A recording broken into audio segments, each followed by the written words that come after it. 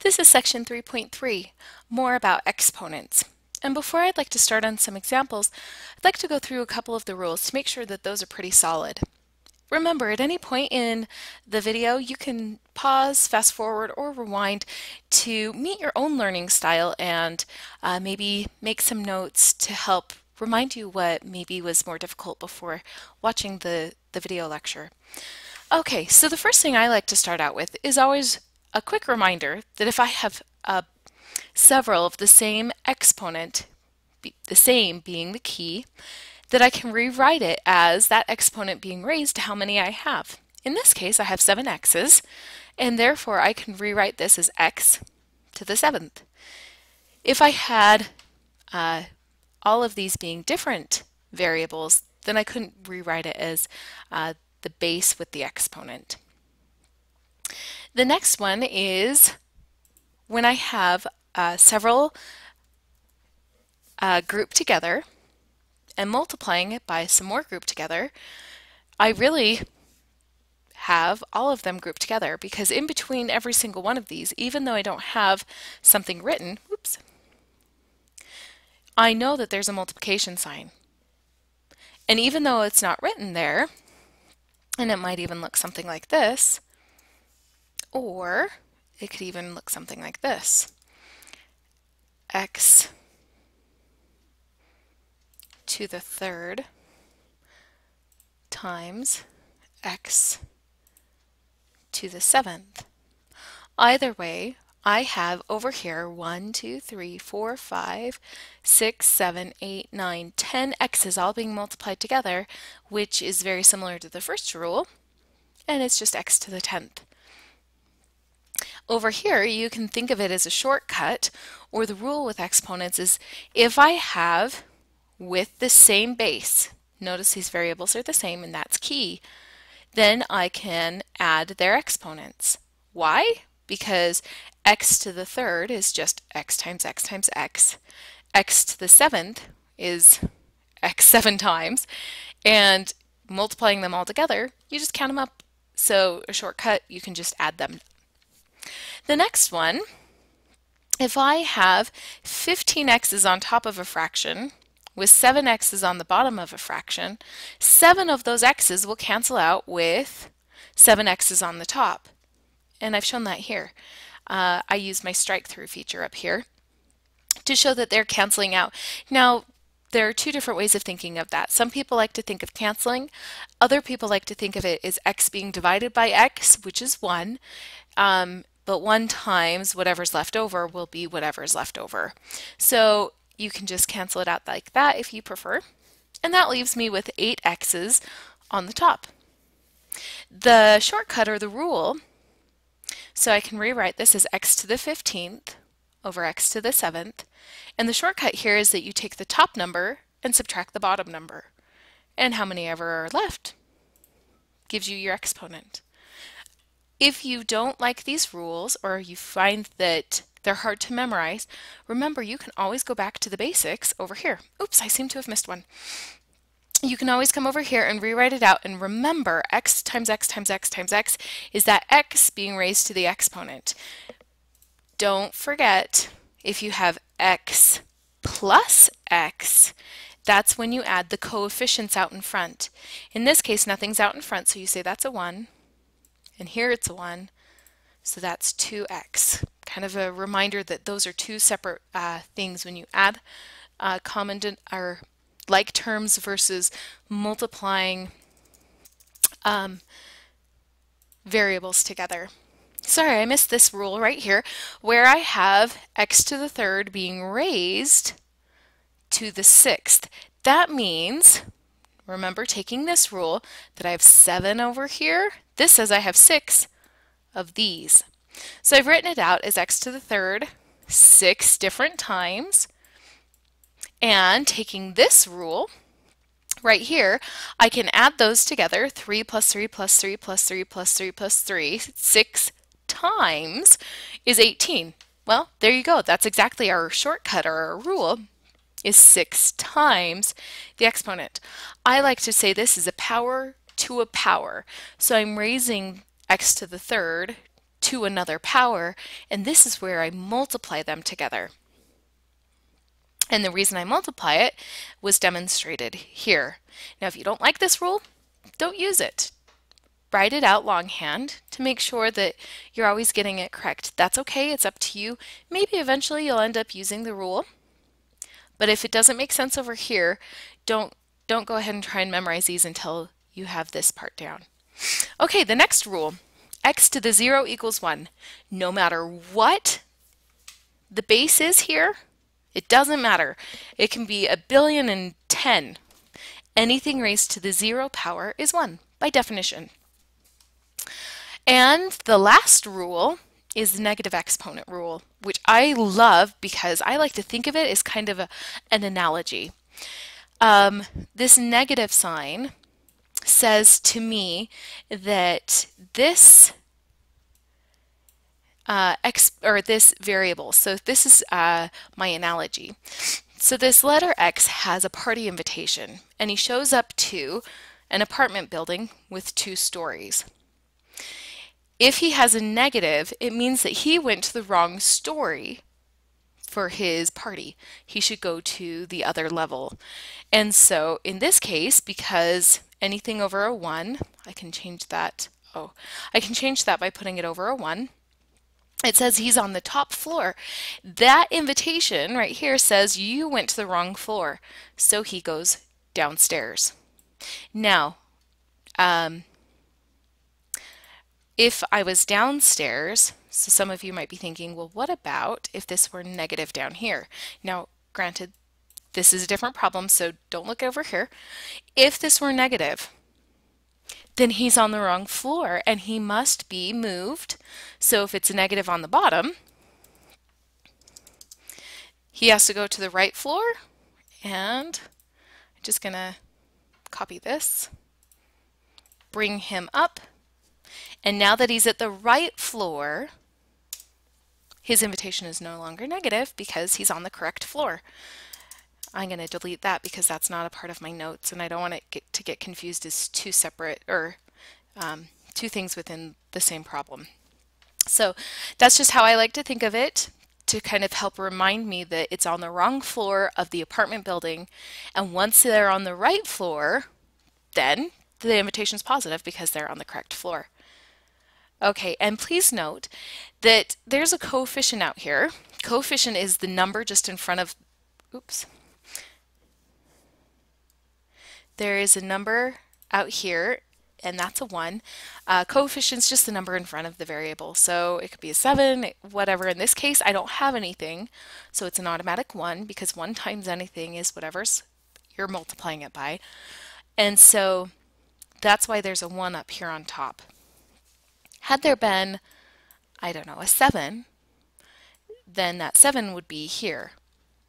Another way of thinking about that is to look at the 7's exponent. Some of you are thinking, well, the 7 doesn't have an exponent, so is it a 0? No, because, oops, what's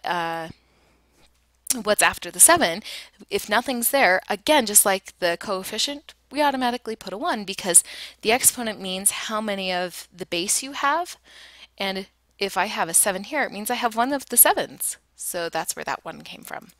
And that 1 is positive, so the 7 is already on the correct floor for the party, and so it stays up.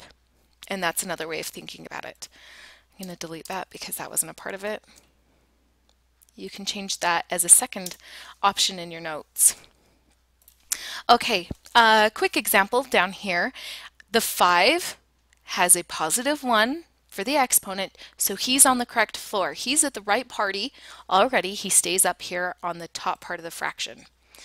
The x, however, he's on the top part because if I wanted to make this a fraction, I'd put it all over a 1. He's on the top floor, and the negative says you went to the wrong floor. Your invitation means you need to go to the other one, so we drop him down into the basement floor down here.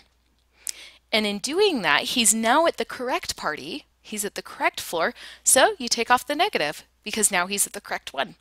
And the y squared, he's positive, so he's already at the right party. Keep him upstairs. All right, let's move on to some examples. Here we have a combination of a bunch of the rules. So first I have a bunch of stuff in here, 7x to the fifth y, all of that being raised to the fifth. Now remember, this one follows a rule.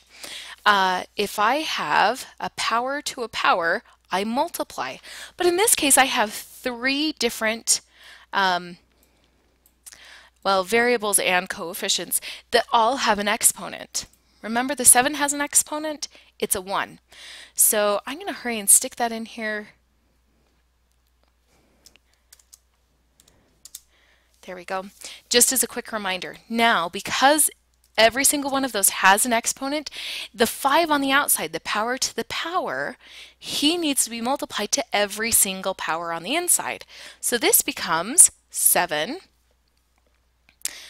to the 5 times 1, which is 5. Then I have x to the 5 times 5 because I have this 5 out here. And then I have the y. There's no exponent on the y, which means there's 1. 1 times 5 is 5. Oops.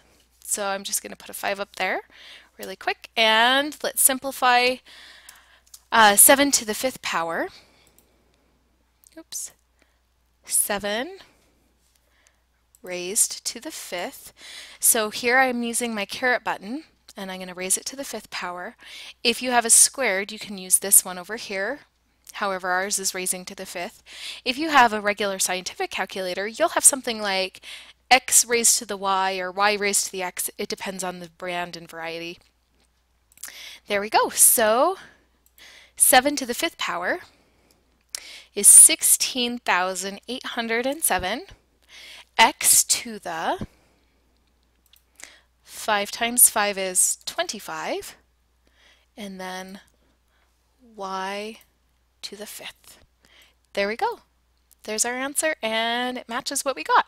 Perfect. Okay, let's move to the next example. Okay, this one I have a combination of t's and p's all being raised to a power.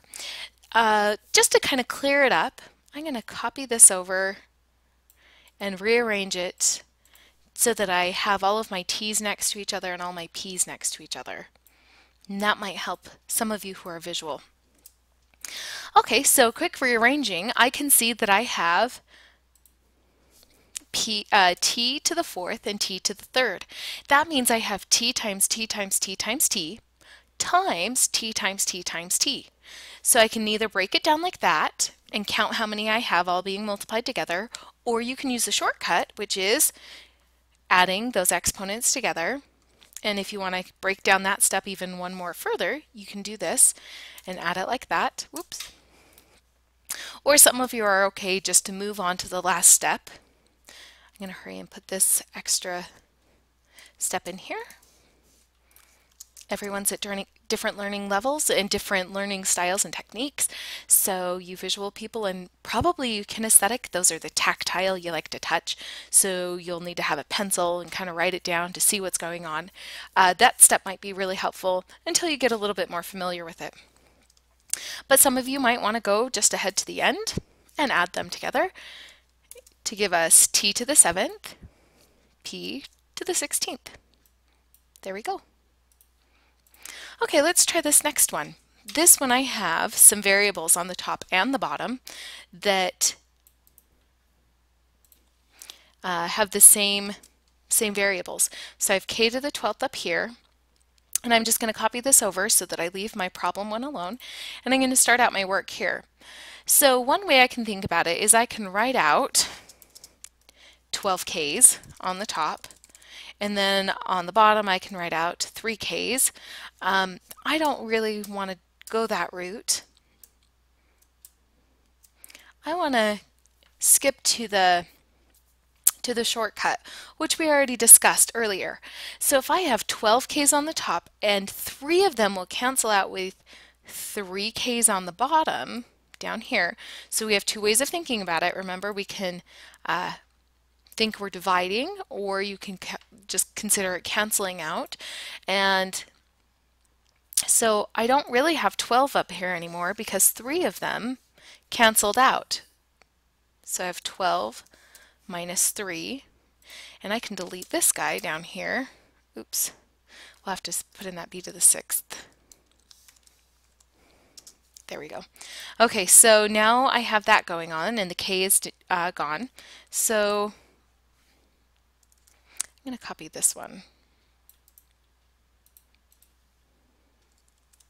Some of you like moving your work down, and I usually do that when I write by hand. However, with the computer, I'm going to go ahead and go from step to step from left to right. Okay, so now I can reduce this. 12 minus 3 gives me 9. And I need to do the exact same thing with the b's. So I have, remember, top minus the bottom. And some of you are thinking, well, wait a minute. There's more on the bottom. At this point, some of you were okay to say 2 of them are canceled out on the top, which leaves me with 4 on the bottom because I've canceled 2 of them out. Now, some of you would like to go ahead and write out the top numerator minus the bottom numerator. There we go. Which will end up giving me b to the negative 4. I'm going to leave it just like that because we already know what to do with a negative exponent. We talked about those rules earlier, and that negative exponent means it's on the wrong floor. So this b to the 4 needs to be taken downstairs to the correct party, and in doing so, the invitation is correct. There we go. So we have a couple of different ways. I said I wasn't going to do the longhand way, but I think it might be beneficial for some of you visual learners. So I'm going to come up here and give us a fraction and show us that we have 12 k's on top. 1, 2, 3, 4, 5, 6, 7, 8, 9, 10, 11, 12. And then I have 2 b's. On the bottom I have 6 b's. 1, 2, 3, 4, 5, 6. And 3 k's. And we can visually see 2 of these b's need to cancel out with 2 of these b's,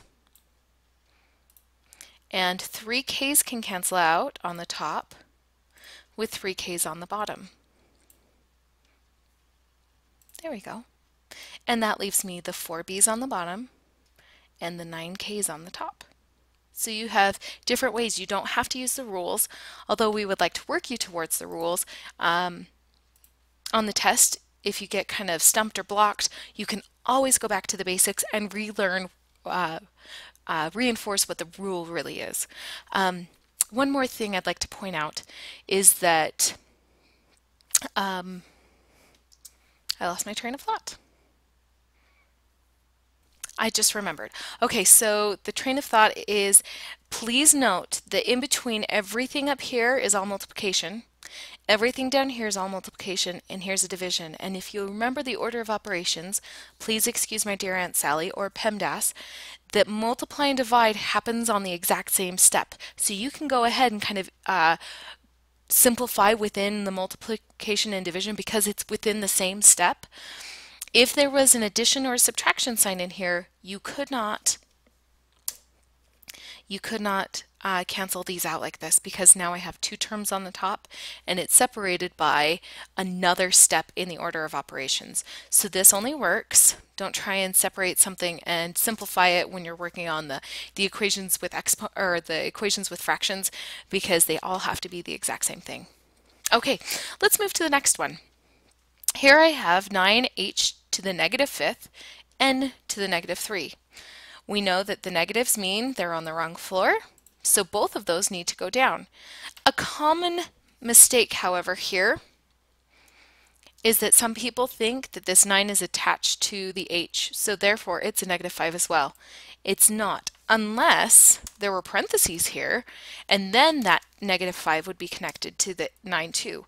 However, it is its own separate entity, and I can separate it by a multiplication sign if that helps, and it has its own exponent. So if you need to, if you need to put that in, give him his exponent of 1, which is positive.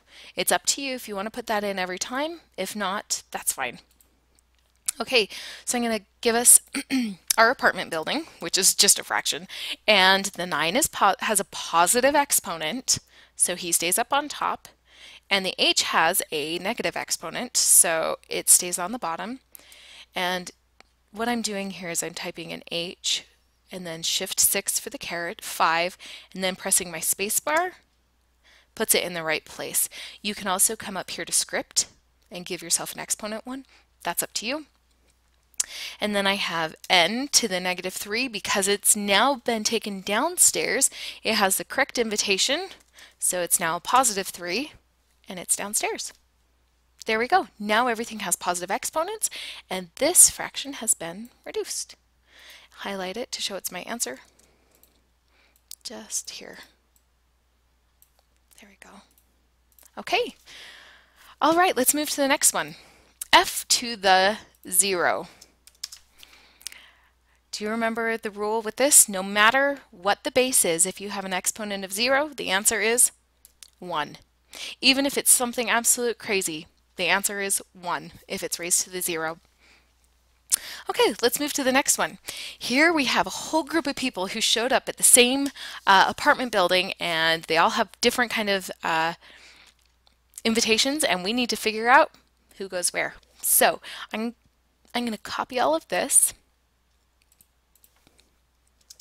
and to save me some space, I'm going to keep it on the same line and just start deciding who's in the right place.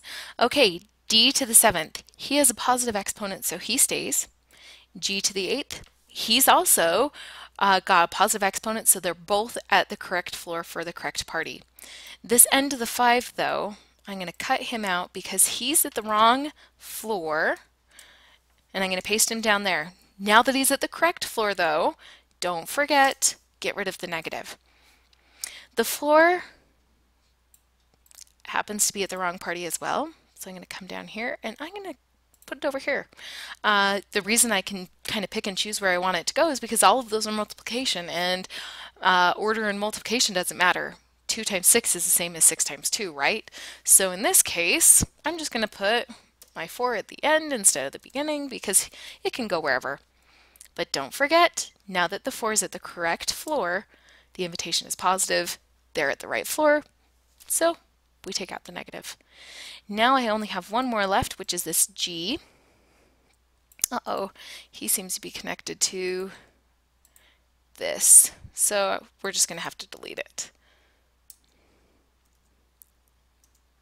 Oh, yep. Okay, so we're going to have to put that n to the 5th back in. And to the positive 5, and don't forget my G. I'm going to put him over here by the G just to kind of simplify things, and he was a 2, just verifying G2, he went up, and to the 5th went down, so I did get the correct exponents. Okay, now it's just a matter of simplifying and making sure that everything, there we go, looks nice and simplified. So we're going to copy and paste this. I have G to the 8th and G squared. That means I can combine those into being, oops, 8 and 2 makes 10. D to the 7th, he's still up here. Oh, my n's I can combine. So I have n to the 5th and n squared. That means I have 7 n's total. So I'm going to delete some of these guys out. There we go, n to the 7th. Here we have 4 squared. I can do that one in my head. 4 times 4 is 16. 16, oh, we'll make another step. Okay, and then we're going to copy this, paste it here. 16 times 2 is 32. And it's really tempting to be done. However, I do have a D on the top and a D on the bottom. I have 7 D's on top and 2 D's on bottom, which means 2 of them will cancel out with 2 up here, which leaves me with 5. There we go. That's our answer. So we're going to highlight this, and we're good to move to the next problem.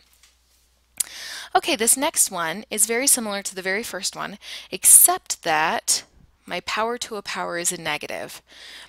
Now I notice I have a couple of negatives in here, and when I multiply a negative times a negative, it'll become positive. So I'm not going to do anything except multiply it out. Copy this one. Okay, so I need to multiply this negative 6 in. In fact, I'm only gonna copy this inside part. There we go. Okay, f has 3. Multiplying it, negative 6 times 3 gives me negative 18. Negative 6, bring it into the s, times negative 4 makes this positive 24. Negative 6 times negative 8. 6 times 8 is 48. And those are negative times a negative is positive. Okay, so we have one more thing to do, and that's just correct that f on where he needs to go for his party. I'm going to highlight these and add in a fraction so that I can take this guy. I'm going to copy him, cut, Control V, and now that he's at the right party, make it positive, and it looks like we're off of my numbers over here just a little bit, so I'm gonna, there we go. Now it lines up and it matches. Highlight, there's my answer. Okay, very similar to this one is number 8, except that I have 2 of them being multiplied together. So I'm going to work with the first set because it's being raised to the second power, and then I'm going to work with the second set being raised to the third power. Remember, this 3 has an exponent, and if you're kind of a visual and tactile learner, go ahead and put that 1 in there so you don't forget. And same with the 4. Some of you will be fine just leaving it. However, I do find it's kind of a foolproof way because on the test, some people will kind of mush the 4 in with the m and forget to give him the exponent so that you can multiply by the 3. So over here, I need to multiply. I'm just going to copy this inside part. There we go.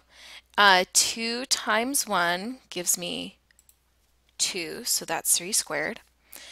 2 times 5 gives me 10, so that's m to the 10th.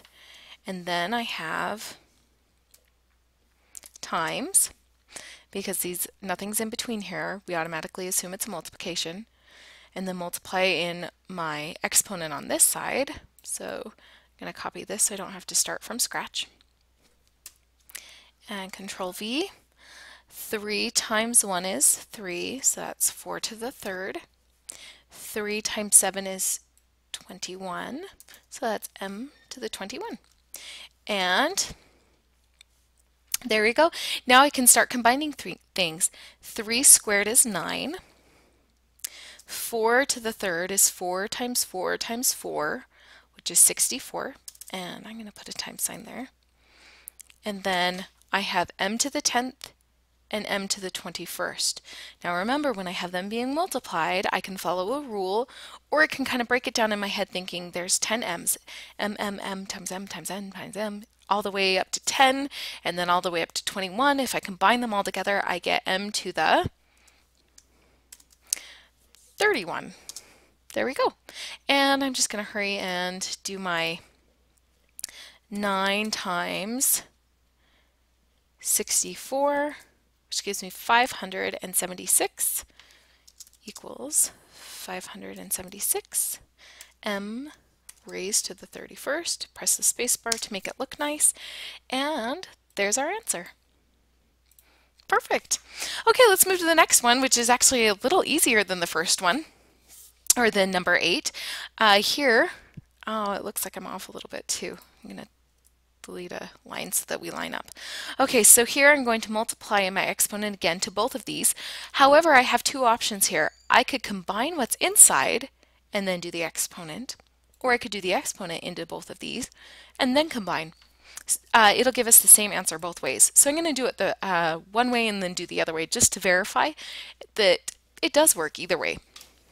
So I'm going to copy this inside part and multiply the 4 in. So 4 times 4 gives me 16. 4 times 6 is 24. I'm going to press the over arrow button to get out of the exponent equals. Now I can combine those by adding 16 plus 24. 6 plus 4 is 10. Carry a 1, 1 and 1 and 2. That gives me 40. So this is h to the 40. So that's one way of doing it. The other way we can do this is by combining the inside first and then raising it to the power. All right, so here I can add those together right from the beginning. Well, add the exponents, and that leaves me with h to the 10th by our rule, and then multiply my 4 in, which gives me h. 4 times 10 is 40. So we have two different ways of doing that one. Okay, this next one is a big, huge mess being raised to the 0 power. We've already talked about this. It doesn't matter what we have, no matter what it is, if it's being raised to the 0, the answer is simply 1. So that one is kind of nice. I forgot to highlight that as my answer here. And this one is finished. So even though it looked big and scary, it was probably one of the easiest ones here on the page. Let's go to our next example. Oops, don't want that. There we go. Okay, number 11. We have 7 inside the parentheses with w to the negative 9, y to the 3rd, all being raised to a negative. I'm going to highlight, or I'm just going to select this inside part and paste it and bring in my 2. Don't forget the 7 has an exponent as well. Its exponent is a 1. Multiply it by a negative 2 is negative 2. Press a space bar just to make that look nice. Negative 2, multiply that into the negative 9, makes that positive 18. Negative 2 times the 3 makes this negative 6. All right, now your instructions will say on these ones that have the negative exponents that you need to rewrite the whole thing with positive exponents. So I'm going to come over here and highlight this. I want all of that to be on top of a fraction because I have a couple in here that are on the wrong floor. This 7 and the 6, or the y, both have a negative exponent, which means they're on the wrong floor. So I'm going to cut them out and paste them down below. And once they're on the right floor, get rid of the equals, or the negative sign. There we go. Now it's on the right floor. And this y to the negative 6, cut. Control V. Now that the y is on the correct floor, get rid of the negative. Everyone's on the right floor. I'm not quite done yet. This 7 squared needs to be reduced. 7 times 7 is 49. Now I'm finished. And there we go. Let's move to number 12. Oh, I seem to have already done it for us. I'm going to take some of this out. Maybe I'll leave it there just to help us out a little bit, to speed us up on this lecture.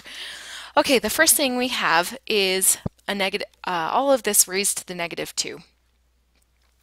I have two ways of going about this. The first way is to think of this negative 2 as saying, if I bring in a negative to every single, an invitation to every single person or variable or coefficient in this, they're all going to be on the wrong floor. So I can just flip the equation or the fraction completely upside down. So I can do that by flipping everyone around. It seems I have missed somebody. C to the 4th. I should just do this from scratch instead of trying to follow what I did before. So I'm going to come down here, paste this.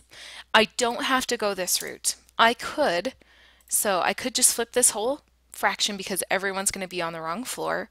Take that off, copy this, or cut it, and put it down below. and then everything down below, cut, paste it up above, and now I can make this positive because I have flipped everyone inside of there. So that's one way. Another way is to go ahead and just bring in the -2 to every single thing, and that could be advisable because this -2 times a couple of these negative exponents will make them positive. The reason I'm going to do it this way is I know that 12 and 16 can be reduced. And the reason I want to reduce those now is that I'm going to have much smaller numbers, and if I reduce them now, I don't have to reduce them later. So I'm going to reduce them now. A number that goes into both 12 and 16 is 4. So I'm going to divide those both by 4. And I don't want to do that on the same step. I want to show as much as possible. Don't want to get confused. Okay, so 16 divided by 4, and I can even leave it there and put a little cross out sign, is 4. And 12 divided by 4, so I no longer have 12 down there, is 3. And that's a lot nicer to work with. And again, once I have this simplified, by the end you don't need to simplify the fraction. If you don't simplify it, you're going to end up with some big number over some big number, and then you're going to have to try and find what number goes into both, and this one's much nicer. Okay, so now that I have that squared away, I can start working with that exponent out in front.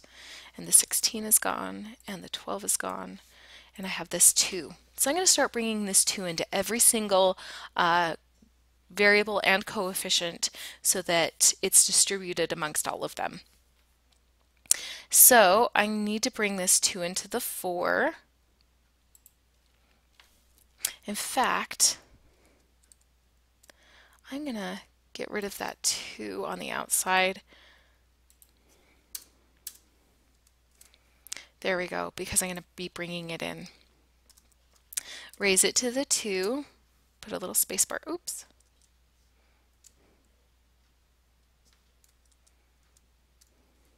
I need it in, I just pressed my over button so that the whole thing is highlighted on the top. Where only the C was highlighted, it was kind of connected with the C, so that's why I needed to change that. There we go. Now it's going with the 4. Here I have my 2 being multiplied into -3, which makes this -6. 2 being multiplied into -2, which makes this -4. 2 being multiplied, don't forget the 3 has 1. And again, you'll see I only have the C highlighted, so I'm going to press my arrow to the left so that the whole bottom's highlighted and it's not just attached to the C. And raise this to a 2, push the space bar, and then 2, don't forget it goes to the C. 2 times 4 is 8, and 2 times B is 14. I'm going to delete these guys just to get us back on track. Okay, now I can simplify a couple of these. 4 squared is 16. 3 squared is 9. And I have a couple of these guys on the wrong floor for the wrong invitation. So I'm going to get rid of this C to the 8th, -8th, because he's on the wrong floor. Using my arrow button, have the whole top highlighted so I can paste it. Now he's on the top, he's on the right floor, make it positive. Both of these guys are on the wrong floor, so I'm going to cut those, put them down here. Now that they're on the right floor, make them positive. And then just start simplifying what I have in there. So I'm going to copy it, paste it down here. I have 14 B's here and another 4, which means I really have 18 B's on the bottom. And then I have 6 B's down here, or yep, 6 C's down here, 8 C's up here. 6 of those C's will cancel, leaving me only with 2 C's on the top. And everything looks as far as it can be simplified. So I'm going to highlight that, and that is our answer. And to hopefully get some things back in the same track, bring down my answers for 11, or 13 and 14.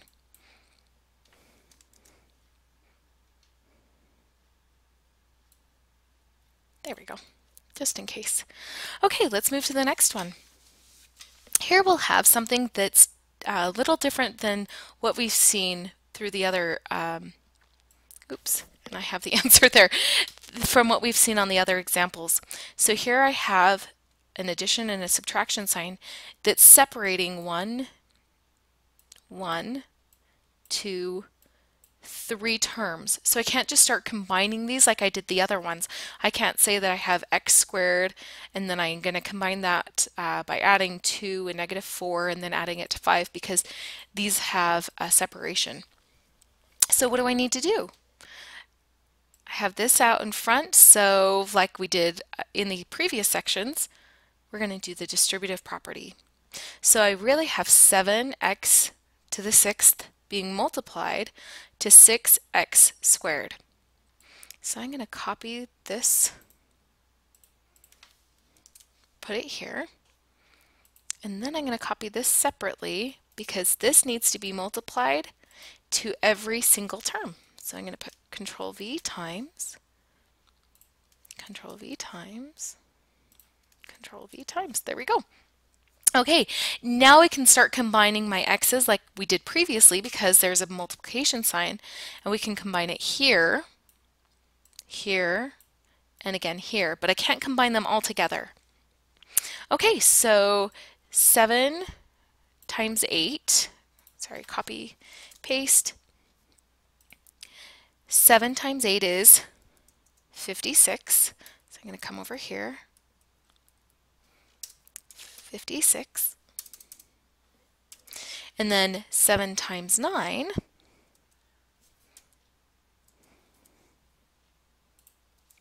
is 63.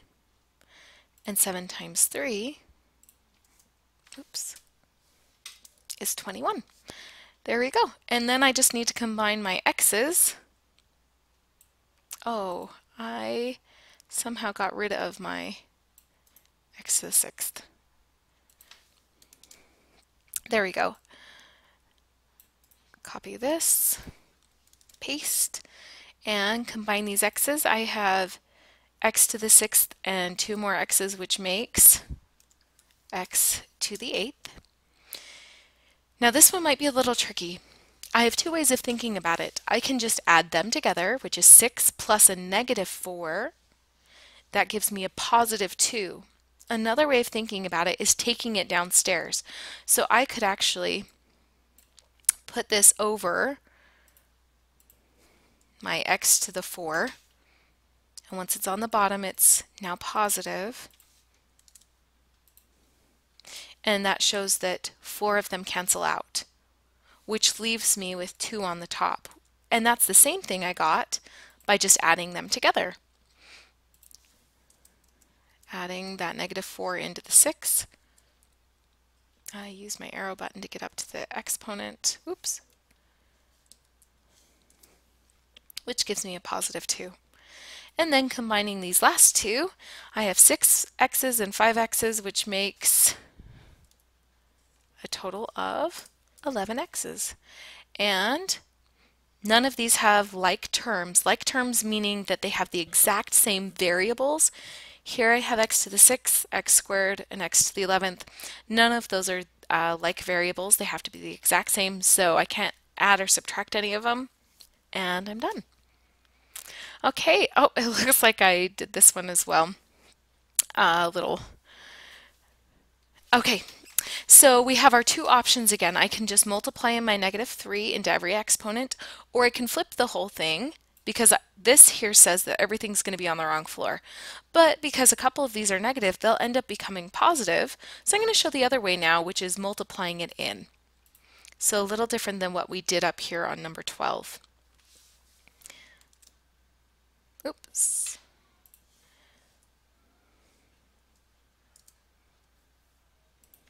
There we go. Okay, so the first thing I want to do is bring this into everything. However, like we talked about previously, I have 9 and 15. these two will reduce, and I want to reduce them as soon as possible. And some of you might be thinking, well, they're on the wrong floor, or they will be eventually. That's okay. We'll take care of that when we get there. But I would really like to simplify that now because it'll make it so much easier. So the number that goes into both 9 and 15 is 3. 9 divided by 3 is 3. 15 divided by 3 is is 5. There we go. So I've crossed those out and shown that I'm left with 5 and 3. And I'm not going to worry about anything else on that step. I'm just going to come down and copy it and show that I've simplified those. There we go. Okay, now my next step I want to do is go ahead and multiply in this negative exponent to every single term, or every single variable and coefficient. And here's the tricky part. Don't forget, and if you need to, give yourself that, oops, that was connected to the P over button. There we go. That 5 has a variable, and if you need to put it in, put it in. Oops, that was connected to the P as well. There we go. Okay, so now I just need to multiply that variable into every single exponent. So I'm going to copy just this inside part. Copy. And show what I get when I multiply it in. 1 times negative 3 is negative 3. Negative 2 times negative 3 makes positive 6. Negative 3 times 4 is negative 12. This has an exponent of 1. Multiplying that by negative 3 is negative 3. This 6 being multiplied by the negative 3 makes it negative 18.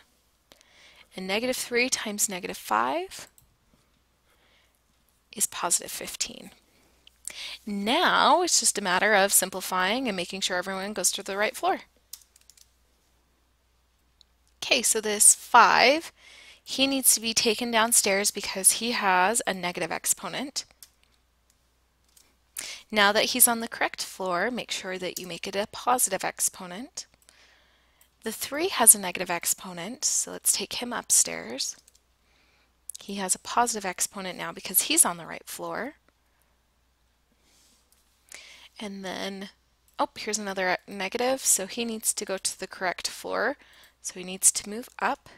Now that he's on the right floor, verify that by making the exponent positive. And this seems to be the last one. He's on the wrong floor. And again, because now he's on the right floor, positive. And now we just need to simplify a little bit more, combine all of those P's and then combine the T's. So up on the top I have 6 and 18 P's, which combine to be 24. 3 cubed, that's 3 times 3 times 3. 3 times 3 is 9. 9 times 3 is 27. And then down here I have 5 cubed, that's 5 times 5 times 5, or 25 times 5, which is 125. And then t to the 12th and t to the 15th. That means I add those together, which makes 27. All right. And because I simplified these at the very beginning, I don't need to simplify now because they're simplified as they need to be. And that's the answer. All right, I hope you join me for 3.3 part 2 when we start going through using the savings plan formula, using calculator and Microsoft Excel. Good luck on your homework.